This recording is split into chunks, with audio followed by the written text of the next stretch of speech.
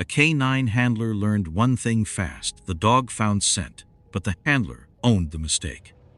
North Star Stadium's player tunnel had already been cleared, which was the kind of sentence people liked right up to the moment a body proved it wrong. The status screen on the rolling command stand showed tunnel zone, clear in clean green letters.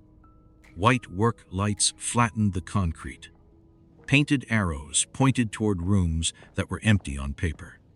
Cable bundles ran along the surface edge, taped tight and labeled by people who trusted labels a little too much.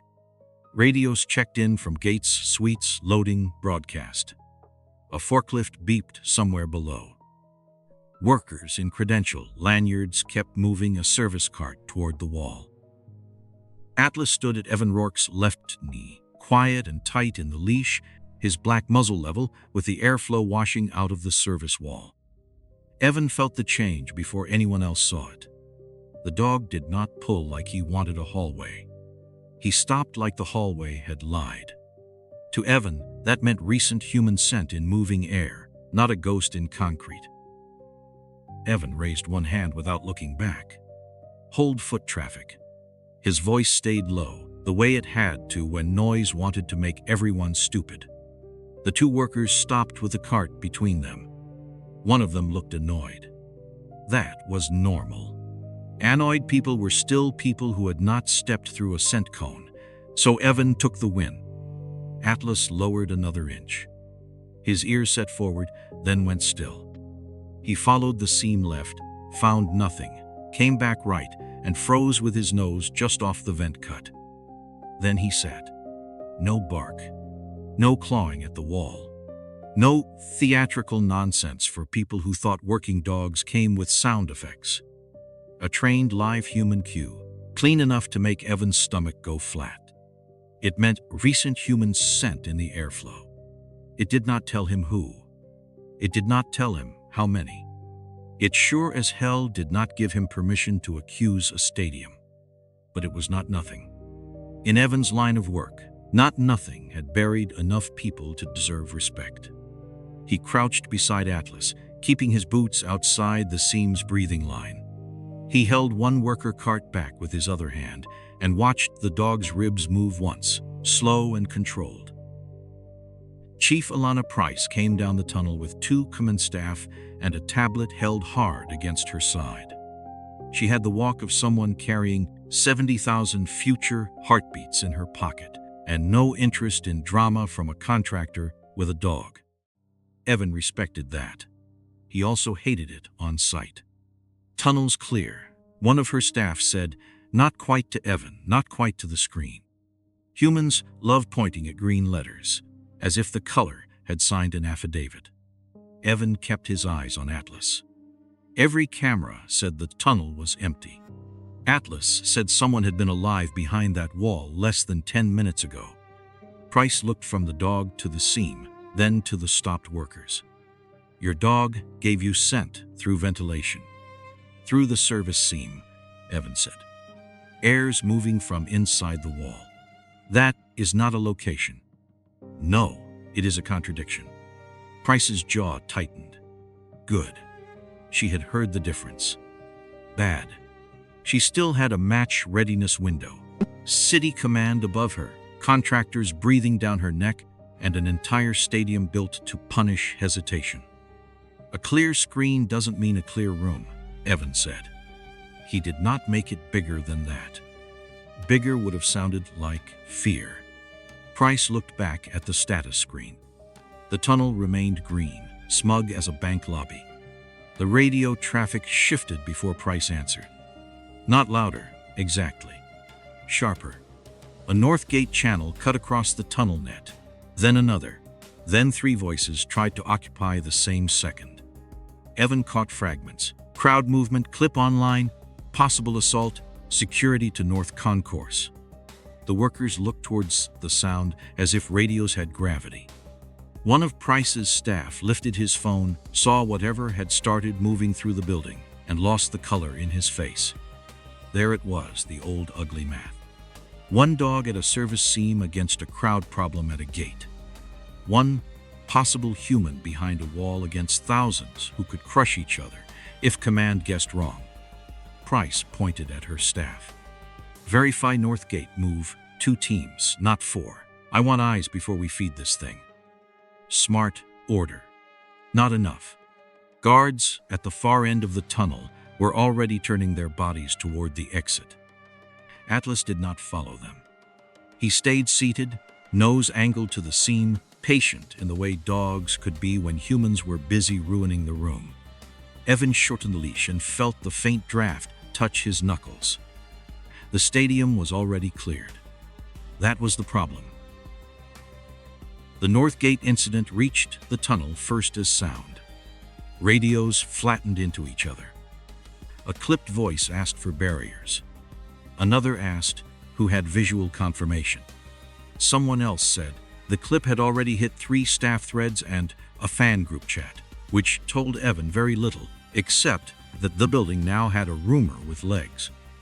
2 guards who had been posted at the tunnel mouth turned toward the concourse exit before Price gave a full redeployment order.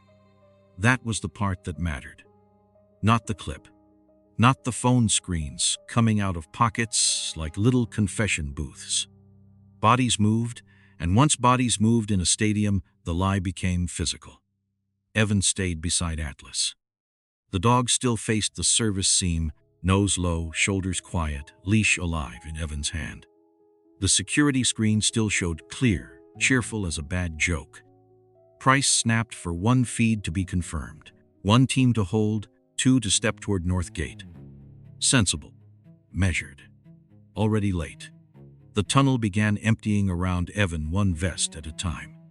A young broadcast tech came in from the compound corridor, with a headset crooked under 1 ear and a tablet locked against his chest. His badge read Owen Tsai. He looked too young to be tired and too tired to be young. "Chief," he said, stopping short when he saw Atlas sitting at the wall. "The North Gate video is moving people faster than we can verify it. Security chatter is reacting to the clip, not the gate." Price cut him a look. "Do you have eyes?" "Not clean ones. But the crowd audio on the clip does not match the PA loop we are running outside Gate North." Evan glanced at him then, only once. Not a lecture. Not proof. A mismatch. Useful if you did not worship screens. More guards moved past, their boots loud on the concrete, their radios bleeding half orders into the tunnel. Atlas flicked 1 ear at them and returned to the seam. Evan shortened the leash enough to keep him out of passing legs. "North Gate can be wrong and still kill people," Price said. She was right, which made the whole situation more irritating. Wrong information did not need to be true to crush a crowd. It only needed momentum. Mara Venn arrived with the moving staff, not against them. That told Evan she had been counting flow before she ever looked at him. She wore event operations black, no wasted gear, no theatrical command posture. Her eyes went to Price first, then the green tunnel status, then Atlas, then Evan's hand on the leash. Good sequence. Annoying, but good. "This is your K-9 contradiction?" she asked. "Recent live human sent through the service seam," Evan said. "Not a location, not an identity. At least you know what your dog is not telling you. That keeps me employed." "Barely, I'm guessing." Price did not smile. Humanity limped onward. Mara stepped closer to the wall, staying outside the area Evan had marked with his body. "I can't move 70,000 people because your dog hates a hallway." Evan looked at Atlas, still fixed on the vent line. "He doesn't hate the hallway. He hates what came through it." Mara held his stare for a beat. She did not dismiss him. She also did not hand him the stadium, which was decent survival instinct.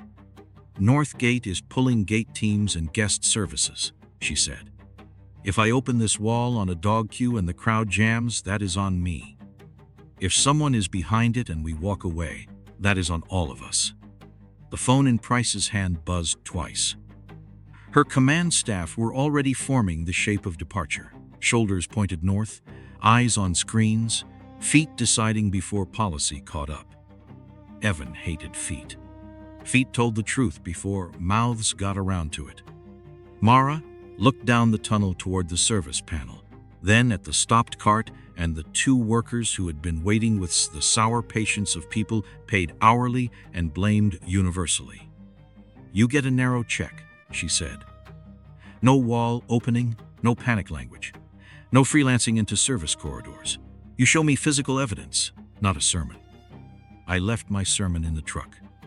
Good. It was probably depressing. She turned to the workers. "Who touched that panel after the sweep?" The older worker blinked. "Vadern service.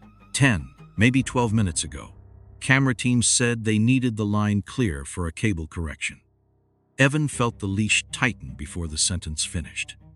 Atlas had risen without command. Nose still aimed at the seam, body pointed not to North Gate, but deeper along the service wall. Price's radio barked again, louder now. North Gate eating the building. Mara saw the dog move. So did Evan. The clock had stopped being theoretical. The badge was not on the floor. That was the first thing Evan saw, and the detail mattered in the dumb, physical way good evidence always did. It had not fallen from someone's neck and skated into the service seam by luck. One edge of the plastic credential was wedged under the panel lip, bent enough to show stress, with the fabric lanyard drawn tight into the gap like somebody had tried to feed it into the wall while being dragged past. The card hung sideways, half hidden by shadow and the gray line of the seam, but the printed name faced outward, as if someone had spent one terrified second making sure it could be read. Norster's tunnel still looked clean around it, almost insultingly clean. White lights, painted arrows, security tape. The same clear status glowing behind them, as if the screen had learned nothing and intended to keep not learning. Radios bled from Price's command net. Northgate kept eating voices. Mara crouched beside Evan, but stayed out of the airflow. She had learned fast. That was useful. Atlas stood between them, nose low, body pointed at the panel, leash tight in Evan's left hand. The dog did not lunge. He worked the air with small, patient movements, as if the wall had started whispering and humans were, predictably, late. Mara reached toward the badge, then stopped and looked at Evan. "Can I touch it?" "Edge only," he said. "Don't sweep the seam." She gave him a look that suggested she had managed to live 40 years without smearing evidence on purpose. Fair enough. She pinched the outer corner and eased the card free. The lanyard scraped through the gap with a thin, ugly sound. Plastic against metal. Fabric pulled over grit. The laminate edge had a pale crease where it had bent. One corner was scuffed fresh, not polished by normal use. The name printed on the card came up under the work light. Lila Torres. Volunteer Credential Assistant. Bilingual Lead. A small headshot showed a young woman with dark hair pulled back and a smile built for calming confused people at checkpoints. Evan hated those photos. They made every missing person look like they had just stepped away to fix something. Mara's expression tightened by one notch, which, on Mara, counted as shouting. Lila was scheduled tunnel adjacent? Evan asked. Credential overflow and volunteer language support, Mara said. Not inside a sealed player route. So this badge took a tour. Or she did. Mara turned the card slightly. The fabric strap was twisted hard near the clip. Someone had jammed it under pressure, fast and scared, but not randomly. Scared did not mean useless. Sometimes scared made the hand honest. Atlas leaned in when Evan lowered the badge near the seam, not close enough to contaminate the gap, just enough to let the dog choose. Atlas's nose touched the air above the lanyard, paused, then moved off it. He worked the card once, the fabric twice, then pulled his head past Mara's hand toward the panel line. Evan felt the leash tell him what the dog's body already said. Object sent, yes. Endpoint, no. He's got her on the badge, Mara said. He's leaving it, Evan said. Atlas traced the seam down and stopped at a lower vent cut, where the airflow came colder and steadier. His shoulders changed. The cue was quieter than before, less announcement than insistence. Evan did not make it bigger. That was how mistakes got dressed up as certainty and marched into command meetings. Atlas doesn't clear walls, he clears people. Mara glanced at him. Meaning? Meaning the badge is not the person. It's a marker. He nodded toward the seam. Something moved beyond this. Lila. Likely, not proven. You always this fun at audits. Only the ones that lie to me. Mara's jaw set, but her eyes stayed on the gap. The evidence threshold had shifted. Not enough for a stadium-wide panic. Enough that walking away would have required a very expensive kind of blindness. A radio call cracked from Mara's shoulder unit. Northgate wanted more bodies. Price wanted confirmation before giving them. The whole building seemed to be choosing between the loud problem and the quiet one. Mara stood, badge in hand, then looked back at the panel. We have a volunteer credential jammed in a sealed service seam, she said, mostly to herself. After vendor service, after the sweep. A clear screen doesn't mean a clear room. Evan kept his tone flat. She did not argue this time. Behind the service cart, one of the workers shifted his weight. His boot scraped charts in the dust, and Evan saw the older mark beside it. Not one drag line, but two different pressure trails running along the panel edge, one heavier, one broken and staggered. Atlas moved to the lower seam and inhaled once, twice, nose lifting from Lila's badge toward something deeper. Evan followed the angle and saw a faint smear on the concrete where a hand or shoe had hit low and hard. Mara saw it too. Her face did that small, locked thing again. Owen said credential support was short of tech this morning, she said. Junior vendor sighed. I thought he meant late. Evan did not answer. From inside the wall, or past it, something clicked once. Pipe, cart, door. Maybe nothing. Atlas froze toward the sound anyway, and the leash went hard in Evan's hand. Atlas moved as if the click had opened a door only he could see.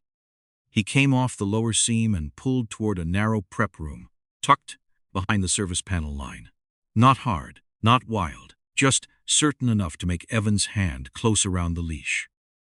The doors stood ajar under a utility sign that promised storage and delivered the usual stadium sadness. Lockers, folded barrier straps, cleaning tubs, a rack of contractor vests, the stale air of a room everybody used and nobody owned. Atlas crossed the threshold and went straight to a gray locker, half shut against a hanging coat. His nose worked the fabric. His body set. For one dangerous second, Evan felt the clean relief of direction. There. Not a theory. Not a screen. A place. Mara stopped behind him, one hand still wrapped around Lila Torres' badge. The radio at her shoulder barked about Northgate again. Evan ignored it. That was the first mistake, or maybe just the oldest one wearing a fresh shirt. A living scent, a bad clock, a wall that lied.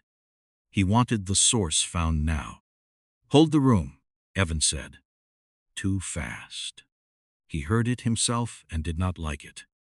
Atlas had scent on the coat, strong enough that the dog's breathing tightened and his head stayed buried near the sleeve. Evan shortened the leash and scanned the lockers, the floor line, the boot marks, the low dust. There were scuffs near the rack. A nylon strap on the bench. A volunteer orange thread caught on the coat zipper. Small things lined themselves into the shape he wanted. That was how traps worked when they were built by fear instead of enemies. Mara watched him read the room. Is she here? Scents strong. That is not what I asked. He almost said yes. The word came up in his throat like a bad reflex. Before he could force it into the air, two men appeared at the door. One in a neat contractor blazer with a stadium access badge. The other, broader, field-built, wearing a radio clipped high and a look that had blocked better men than Evan in worse places. The blazer spoke first. Derek Vale, vendor integration. His eyes touched the dog, the coat, the badge in Mara's hand. What exactly are we doing in an active service prep room? The tone was polished enough to need a warrant. Atlas shifted. Not away from the coat all at once, but wrong for a source. His nose left the sleeve, returned, left again. He worked lower, caught the bench, then the air under the locker, then angled back toward the door. Evan felt the correction arrive through the leash before his pride accepted it. The coat held scent. The room held scent. But the air did not behave like a person had stayed there. It behaved like something had brushed, carried, transferred, and gone. Evan looked at the zipper thread again. Not a clue. Bait? Maybe. Or just contact. Either way, not Lila. Vale saw the pause because men like Vale survived by noticing pauses and billing them as facts. So the dog found a coat. He did not raise his voice. He did not need to. Jace Morley, if Evan had read the badge correctly, stayed in the doorway and let his shoulders do the talking. The stadium was already cleared, Vale said. Now, we have a stopped tunnel, an unverified gate issue, and a contractor dog in a prep room because fabric smells like a volunteer. Mara's face closed by a degree. Not against Evan entirely. Worse. Toward procedure. Evan. One word. A warning and a tally. Evan released a breath through his nose. The failure had weight. Public enough to count. Small enough to be survivable if he stopped feeding it. He stepped back from the locker and brought Atlas with him, slow and clean. Transferred scent, Evan said. From contact, not source. Jace made a soft sound that might have been a laugh if he had owned more imagination. Vale glanced toward Mara. Then we are done here. We are not, Evan said. I overread the object. The seam still has movement beyond it. Mara looked at the coat, then the badge, then the doorway, where the contractor men stood as if the room had belonged to them since birth. Your window just got smaller, she said. No more unsupported calls. No more rooms without me clearing the route. Cost cleanly delivered. Evan nodded once. Defending ego was a fine way to kill time, and time was already bleeding out under the Northgate chatter. Atlas helped him more than any argument could have.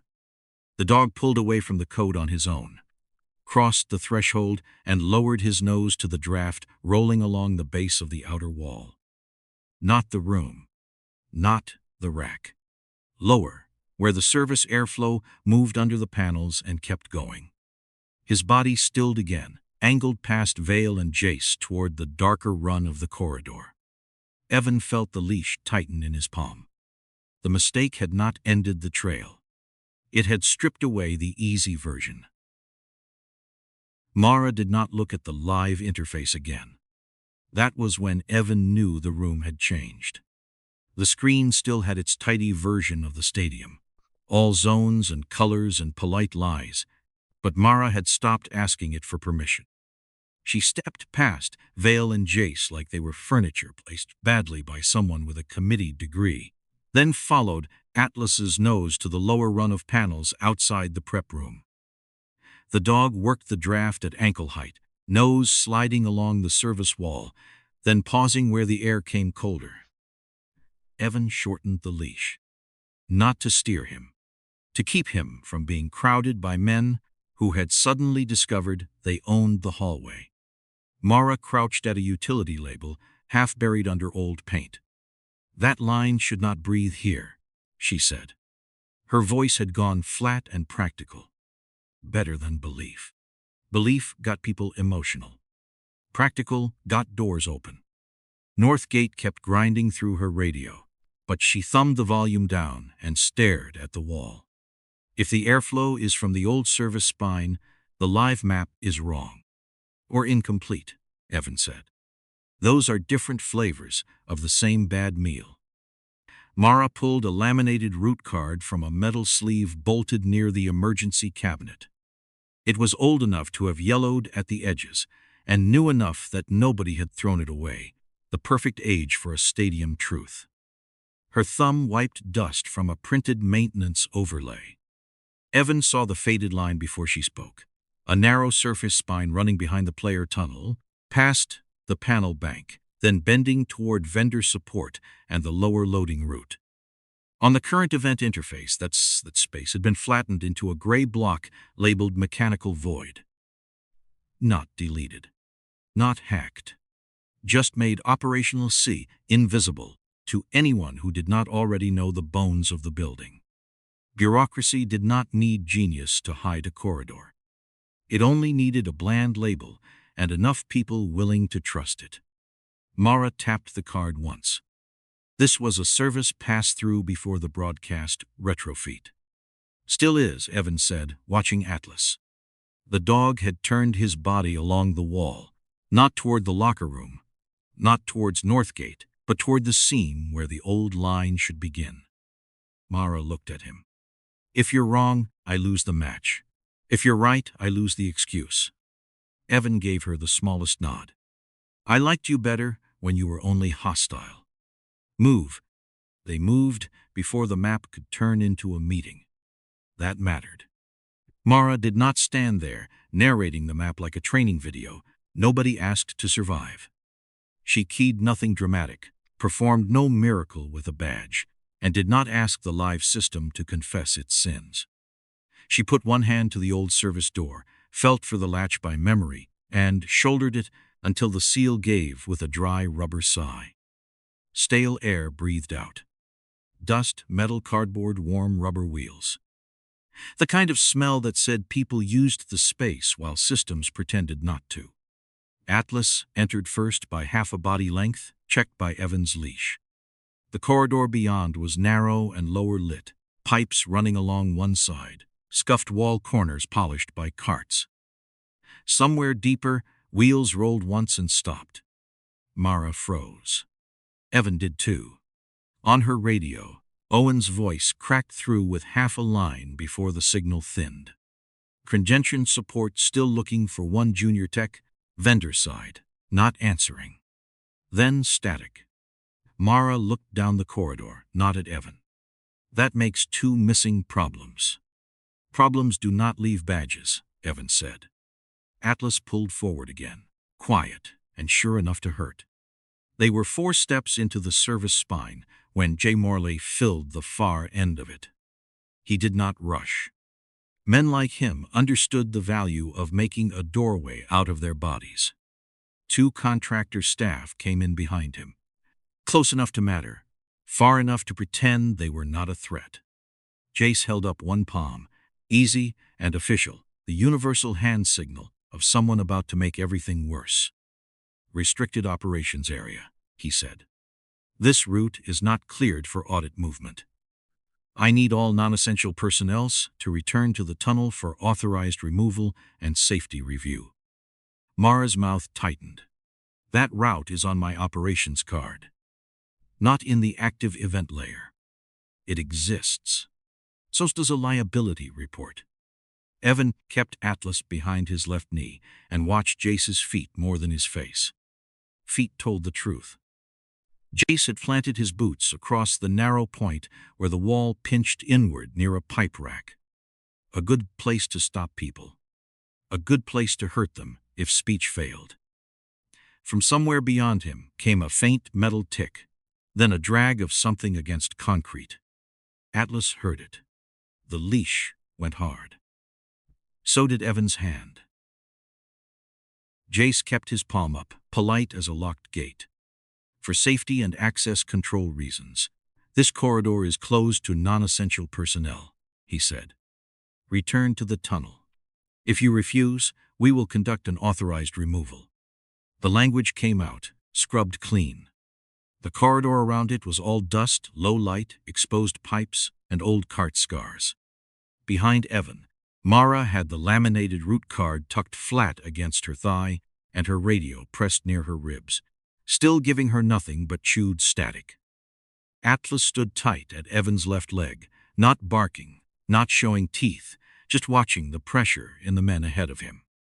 Jace had chosen the pinch point well. Wall on one side, pipe rack on the other. Two contractor staff behind him, staged far enough apart to look incidental, and close enough to close the space if Evan moved. Nice little arrangement.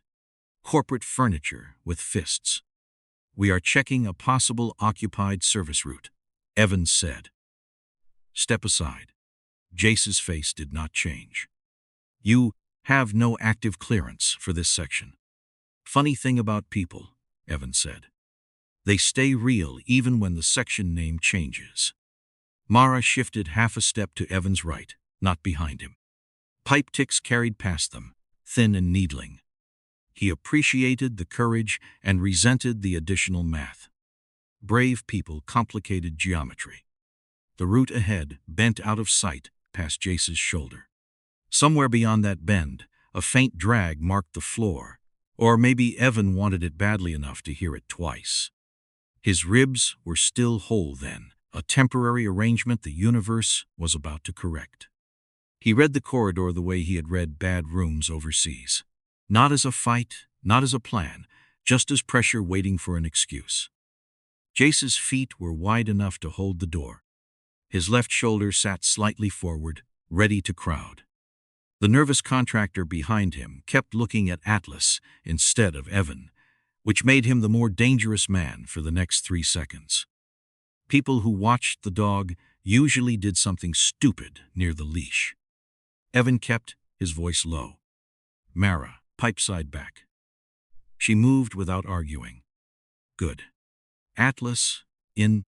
The dog tucked tighter, body at Evan's knee. Not hiding. Positioned. Jace's eyes followed that, and for the first time, the procedural mask showed a seam. The nervous contractor reached toward the leash space first. Not a strike. Not enough for a report to call it anything interesting. Just a hand entering the wrong pocket of air. Evan moved to protect before the man finished being foolish. He turned his body between the hand and Atlas, pushed Mara back with his hip before the rack could catch her, and let Jace's forward pressure land on him instead of on either of them. The impact drove air from his chest in a hard, private grunt. Atlas cut low across the men's line, sudden and silent, enough to make the reaching contractor check himself and lose his feet for a half beat. No bite. No miracle. Just a working dog changing a bad angle. Jace slammed into Evan again, and the pipe rack took the rest, metal barking against shoulder and ribs. Something tore loose at Evan's ear. His comm piece hit the concrete, bounced under the rack, and kept whispering useless static from the floor. Evan's left side lit up white, shoulder to rib, the kind of pain that tried to give orders. He ignored the orders. Pain had never been command staff. He kept the leash short, kept Mara outside the crush, and bought 1 yard of corridor with his body. 1 yard was not victory. It was only enough room to keep moving, which made it valuable. Mara caught the back of his vest before his knees finished, deciding whether they still worked. He hated needing the help. He used it anyway, because pride was just another way to bleed time. Behind them, Jace came off the wall fast, one hand braced, eyes colder now that the language had failed. "You just assaulted authorized personnel," he said. Evan tried a full breath and got half. His ribs answered with a locked, bright ache that would be joining them for the rest of the day. "Put it in the report." Mara's mouth tightened, but she was already moving, already between the root card and the bend ahead, because she understood what the yard had cost. Atlas pressed briefly against Evan's leg, then faced down the corridor again, body low, ears fixed. From deeper in the service spine came 3 faint taps. Metal on metal. Weak, uneven, deliberate enough to strip the hallway of everything except the next step. Evan picked up the leash with his good hand. Move. The 3 taps came again, weaker this time, carried through pipe and wall like a hand knocking from inside the stadium's ribs. Evan followed them, with Atlas pressed close to his left leg, and Mara at his right shoulder. All 3 of them moving deeper into the service spine, while Jace and the contractor men gathered themselves behind the pinch point. The air had gone colder. Pipe ticks ran overhead. The old corridor narrowed around utility labels and scuffed corners. The kind of place carts scraped for years, while the live map called it nothing. Evan's torn earpiece was gone, so Price might as well have been on the moon.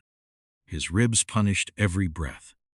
His shoulder felt loose and wrong under the vest, a private little disaster with no time to file a complaint. Atlas stopped at a low service panel where the wall vibrated under his nose. The dog did not sit this time. He angled his head, worked the line of air below the panel, then lifted toward a pipe that hummed once under Evan's fingers. Not access. Direction. Evan put his palm flat against the metal. The pipe was cold enough to bite. Another tap answered, closer now. Not a machine. Not random. Human. Mara dropped beside the panel and pressed 2 fingers against the pipe. Lila?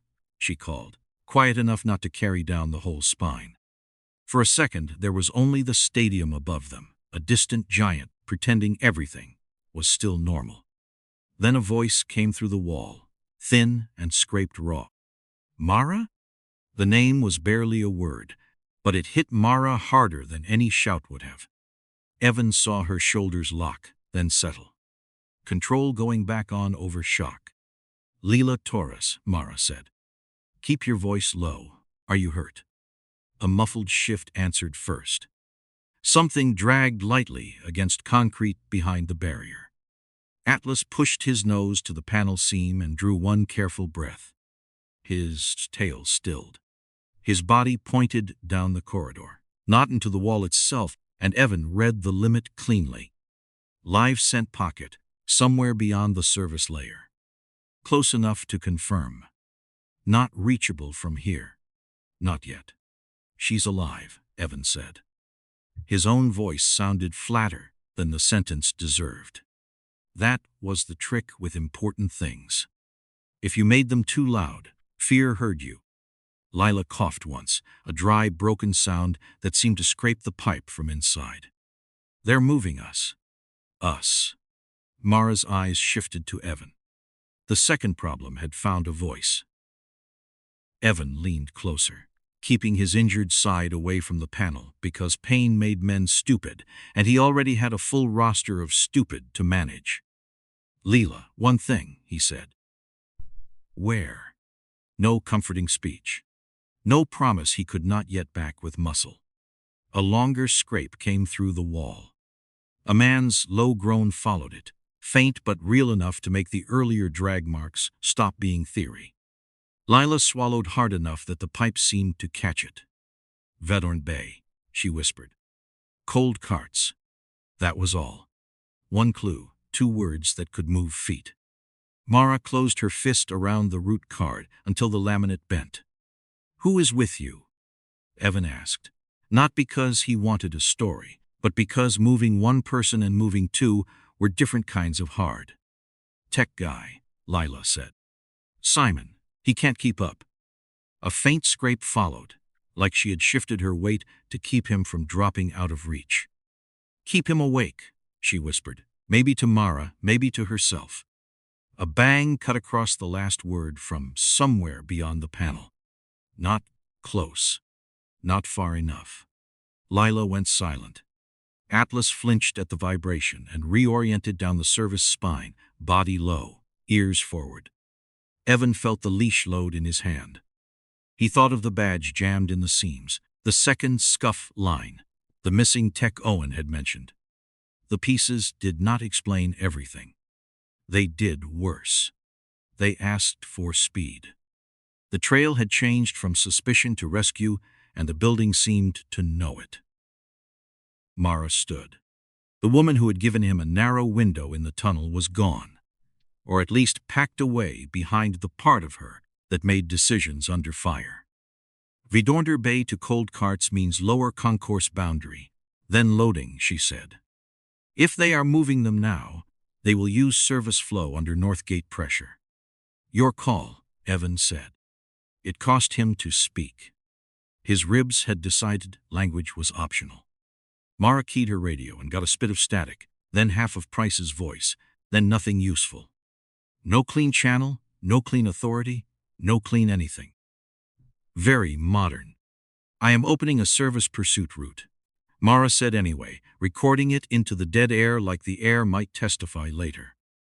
Event Ops Authorization, my name. She clipped the radio back. That will be ugly. Most honest things are. From behind them came Jace's voice, nearer again, telling someone to close the corridor and notify vendor command. Ahead, a cartwheel squealed once and rolled away. Lila gave 2 fast taps, then stopped. No goodbye. No wasted strength. Atlas surged half a step and checked himself at Evan's leash. Evan took the pain, set it somewhere dark, and nodded down the spine. Investigation was over. The living were moving, so they moved. They came out of the service spine into the lower concourse where the stadium had stopped pretending the Northgate problem was only on radios. The crowd was not rioting. Evan would almost have preferred that. In the sour way, simple disasters were easier to name. This was worse. Wrong movement inside a system built for right movement. Fans with early credentials pressed towards the side because their phones had told them danger was there or away from there, or both, which was how panic did its finest work. Staff in yellow vests tried to push against them. Vendor carts sat angled across lanes that should have run clean toward storage. A nylon barrier strap bowed under shoulder pressure. PA fragments bounced from concrete and died in the noise. Mara took one look and changed speed. Not faster toward Lila. Slower toward the living crush in front of them. Evan saw the choice land and hated that it was correct. His ribs hated everything, which kept them consistent. Atlas came through at his knee, nose lifting, then dropping, then lifting again, as concession oil, sweat, cleaning solution, hot plastic, and hundreds of human trails slammed into his world at once. The leash went uncertain in Evan's hand. Not fear. Too much information. Same as a command screen, except honest. We cut right through concessions. We lose the service line, Evan said. The words came out tight. Breathing had become a negotiation with a criminal. Mara was already unclipping a barrier strap from a post. We cut right, and this pocket turns into a wedge. She pointed with the strap, not at theory, but at bodies. A family pinned beside a shuttered kiosk. 2 volunteers trapped between carts. A guard trying to face 3 directions and succeeding at none, humanity's usual management style in a crisis. 30 seconds, Mara said. Maybe 40. They do not have 40. Neither do these people, if this backs up. She was right again. Evan was developing a real problem with her. He stepped into the pressure beside a stalled cart and used his body as a blunt signpost, guiding 2 volunteers through the gap while keeping Atlas tight against his leg. No shouting hero nonsense. Short words. Hands where people could see them. This way. Keep moving. Do not stop at the cart. His injured shoulder flared when a man bumped him from behind. Atlas jerked toward a passing cluster, caught scent, lost it under food grease and detergent, then shook his head once, sharp and irritated. Evan felt the dog's track fracture into pieces. The stadium had become a blender full of people, and someone had left the lid off. A boy in a concession polo, shoved between 2 carts, with the desperate focus of someone who knew exactly how useless adults could be when hallways got complicated. He had dark hair, a temp badge slapped crooked against his chest, and a crate of bottled water hooked under one arm. "Mara," he shouted, then saw a cart nose swinging into a trapped volunteer and threw his shoulder against the handle hard enough to stall it. The crate slipped. Evan caught the edge with his good hand and kept the kid upright. Pain flashed white through his shoulder. "Lovely. Talk while moving," Evan said. The boy swallowed air. "I'm Mateo, Lila's brother." Mara's face changed and changed back. Professional first. Human later, if the building allowed it. Mateo, behind the barrier. "Those carts are wrong," Mateo said, pointing past the concession stand. "Cold carts don't come this way. They go dry storage, then down to loading. But two just cut behind Gate North service, against the prep flow. Nobody does that unless someone tells them to hide a route." He was not crying. Not useless. Just terrified and specific, which Evan liked a hell of a lot more than brave and vague. A cartwheel squealed in the direction Mateo had pointed, the same high note Evan had heard beyond Lila's wall. Atlas pulled toward it, then stopped as a wave of bodies washed between them and the sound. Mara made the decision with no ceremony, which was how real decisions usually arrived. "We redirect this lane first," she said. "Then we take Mateo's route." Evan looked toward the service cut, where the cart sound was already fading. They gained time. "If we leave this, people go down." She did not ask him to like it. That was considerate. He took the end of the barrier strap from her and held it while she opened a cleaner angle toward the interior corridor, turning the pressure sideways instead of letting it stack against the carts. Security vests followed her, because she sounded like someone who would remember their names in the inquiry. Mateo ducked under the strap only when Mara snapped her fingers and pointed where she wanted him. Useful kid. Still a kid. Atlas tried to work the new line and failed cleanly enough that Evan trusted it. His ears flattened, mouth opening to pant, head swinging from cart track to sweat cluster to spilled soda to cleaning wash near the floor. The dog could still sense pieces. He could not make a trail out of a crowd that had been stirred wrong on purpose. Evan shortened the leash and felt the cost settle. They had a direction now. Cold carts, Gate North service, loading. They had also lost the cleanest nose in the building right when the route finally showed itself. Atlas lost the trail 3 steps after the crowd thinned. Not dramatically. No collapse, no brave little whine for people who needed their feelings spoon-fed. He just stopped making usable sense of the building. His head swung from the service cut to the concession spills, then to the cold cart marks on the floor, then back to a knot of staff jackets, carrying too many hands, too much detergent, too much food grease. His mouth opened. His ears flattened. The leash went from purpose to noise in Evan's hand. Resistance could be read. Noise had to be respected. The cartwheel Mateo had heard faded somewhere beyond Gate North service, squealing once, then disappearing under the muffled crowd and the low pound of the stadium above them. Evan wanted to push Atlas forward. Time was leaving in chunks now. Lila and Simon were ahead, being moved while the whole building made excuses. Evan's ribs burned with each breath, and his torn ear still felt the absence of the earpiece, that small missing tooth where command should have been. He looked down at Atlas and saw the truth. The dog had given everything the building allowed him to give, maybe more. Mara saw it too. She had become irritatingly good at seeing expensive truths. "He's overloaded." "Yeah." Evan hated the word. It sounded soft, like something printed in a training binder. It was not soft. Atlas stood in a corridor full of hot plastic, sweat, spilled soda, mop water, concession oil, and hundreds of frightened people dragging their scent through the same bad air. The dog tried the floor again.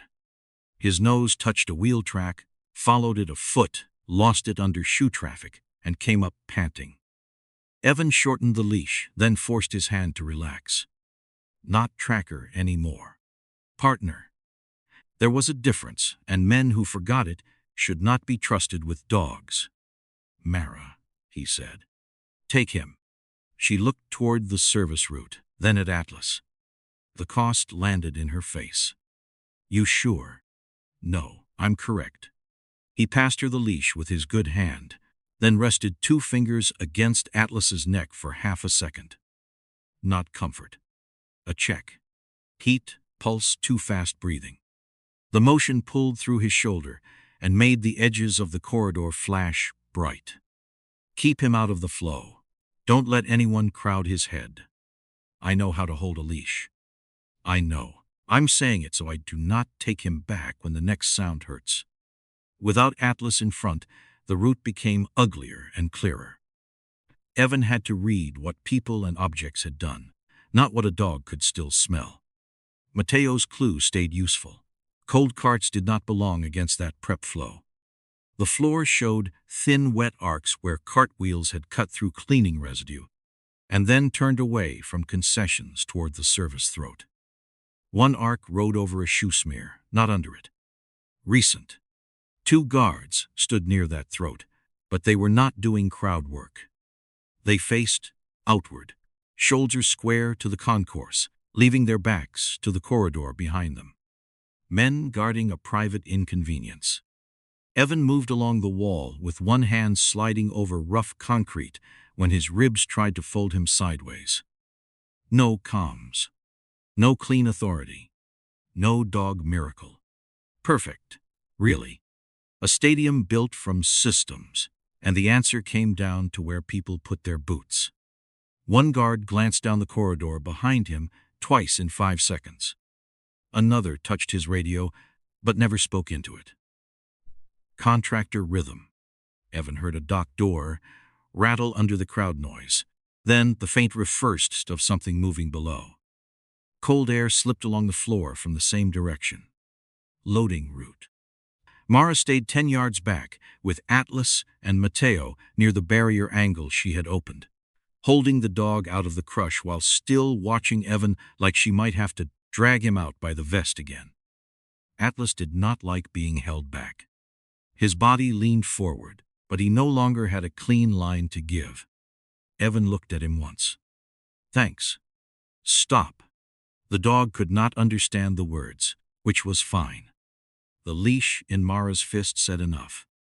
Evan reached the service throat as another cart squeaked below, the same high note from behind Lila's wall. Past a half-open utility door, the corridor dropped toward yellow floor lines and colder air. Rubber, cardboard, vehicle exhaust residue. A contractor's shadow moved across stacked pallets.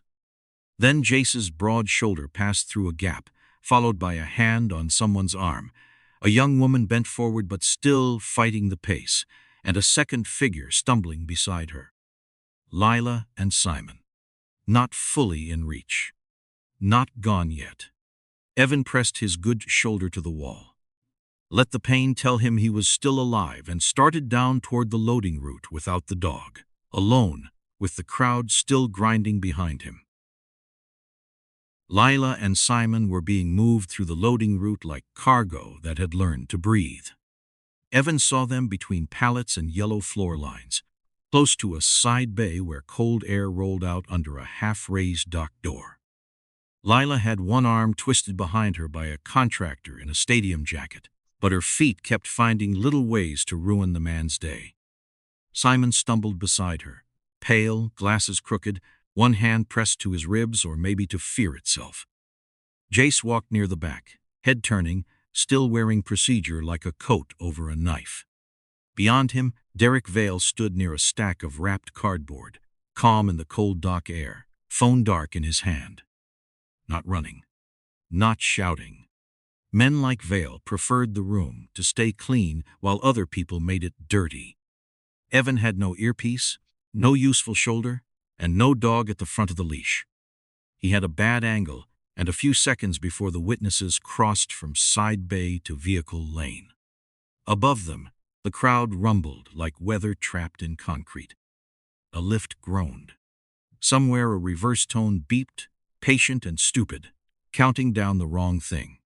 Mara came in from Evan's left with Atlas at her knee and Mateo held behind a cart stack. She had found the gate control on the crowd side or bullied the space open by pure event ops spite, which Evan respected as a working method. Atlas looked spent. Mouth open, ears working, legs steady enough but not fresh. Evan did not ask him for a trail. He watched when the dog stopped at the side bay mouth and stiffened, nose lifted toward the cold air, leaking around the pallets. One limited cue. Human presence, close, not a map of the world.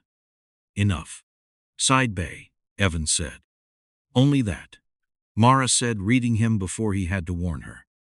Only that. Her eyes cut there, then to Lila. Lila saw the glance. Bless her, she understood it faster than several paid adults had understood the whole day. She went suddenly heavy, dropping her weight into the contractor's grip and kicking a loose plastic credential bin across the yellow line. Bad aim, ugly timing, excellent result. The bin hit a pallet jack and scattered cards across the concrete. The contractor swore, shifted both hands to keep her upright, and blocked his own partner for half a breath. Simon nearly went down with her. For one small second, the transfer became a mess instead of a movement. Vale looked at Evan then, really looked. The polished calm stayed, but the eyes underneath it were doing math and hating the answer. This is containment, Vale said. Short. Controlled. Almost reasonable, if reason had been raised by wolves. Panic kills faster than secrets. Evan moved into the opening Lila had bought, ribs screaming, shoulder half useless, every step paid for twice. Then, stop feeding it both. He did not go for Vale. The clean capture was there for a second, or the fantasy of it was. Vale within reach. A collar, a wall, a satisfying sound, a room full of people later pretending satisfaction was justice. But Lila was bent against a contractor's arm, and Simon was slipping sideways toward the dock edge, and fantasies did not breathe. Evan chose the living. Jace closed from the rear, faster than a man that size had any right to move in a narrow bay. Evan put himself between Jace and Simon and took the collision into the same ruined side. It drove him sideways into a metal rail, bright pain running shoulder to hip. Mara shouted one clean order that turned the bay gate and the nearest staff line against the vehicle lane. Not rescue by authority. Just a woman making the building obey for half a minute and signing her name to the bill. Atlas broke forward only far enough to interrupt the next grab, body low between Lila and the contractor's knees, not biting, not finishing anything, just making the man decide wrong for the right instant. Evan caught Simon by the back of his jacket and hauled him away from the dock edge, while Mara pulled Lila through the gap created by the swung gate. The motion tore something bright through Evan's ribs. He went down to one knee on rough concrete and kept his hand locked on Simon anyway. Lila landed beside him, breathing in sharp pieces, her plastic credential cutting into her palm where she had held it like proof. Simon was shaking hard enough that his glasses slid again, but he stayed on his feet long enough to point toward Vale's contractor badge and say, "That batch was mine to flag." Not a speech. A thread. Enough for later, if later behaved. Jace recovered. Vale stepped back into Contractor's shadow and a service door beyond the pallets. Not gone clean, not caught clean. Mara got Lila and Simon behind the bay gate as it clanged shut. Atlas stood in front of them, tired and shaking, still facing the men. Evan stayed on one knee, air sawing in and out, watching Vale disappear into the partial dark. Witnesses alive. Villain not cleanly held. Match clock bleeding. Aftershock already on its way. The loading bay did not cheer when it was over. It just kept breathing cold air through the half-raised door, while Evan stayed on one knee and tried not to make a meal out of pain. Rough concrete pressed through his pants. His ribs caught halfway through every breath. The hydraulic lift settled with a tired metal sigh, and somewhere above them the crowd rumble began to lose its panic edge and return to the big, stupid rhythm of an event, pretending it had always been in control. Lila sat behind the bay gate with the plastic credential still in her hand, the edge cutting a red line into her palm. Simon was beside her, glasses crooked, talking in short, frightened pieces to Mara and a security medic who had arrived late enough to avoid being heroic. Atlas stood until Evan touched the leash.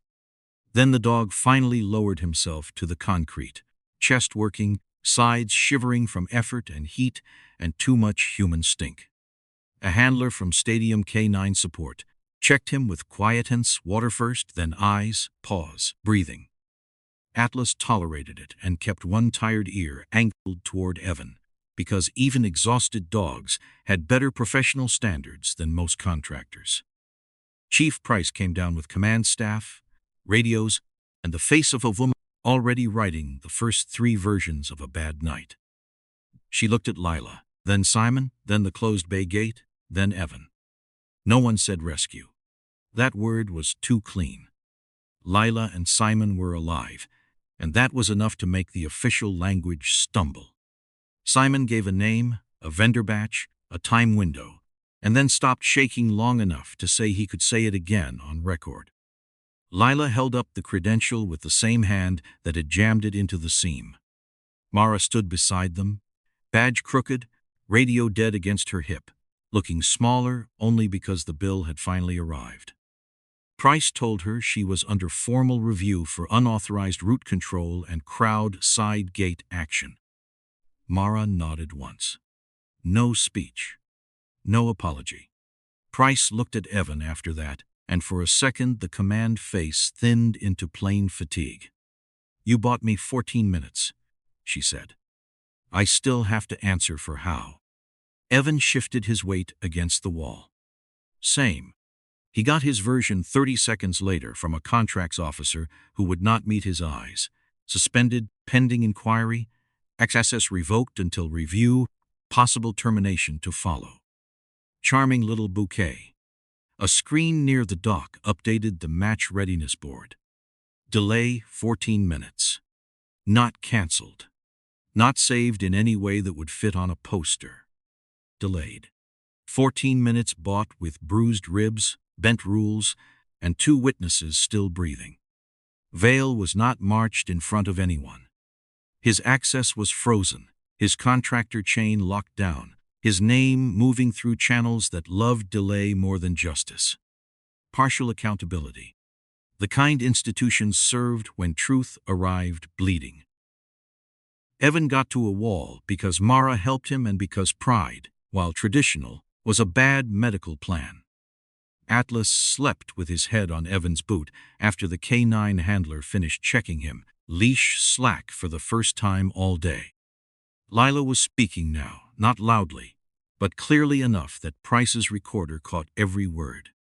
Simon added little corrections, numbers without explanations, facts without a lecture. Mateo stood near his sister and kept looking at her like blinking might make the room take her back. Mara watched the tunnel side while command watched her.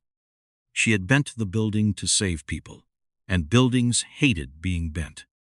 Above them, the stadium lights warmed toward kickoff. Somewhere, a PA voice found its calm again and sold it to the crowd as a minor operational delay, because civilization had survived worse by renaming things.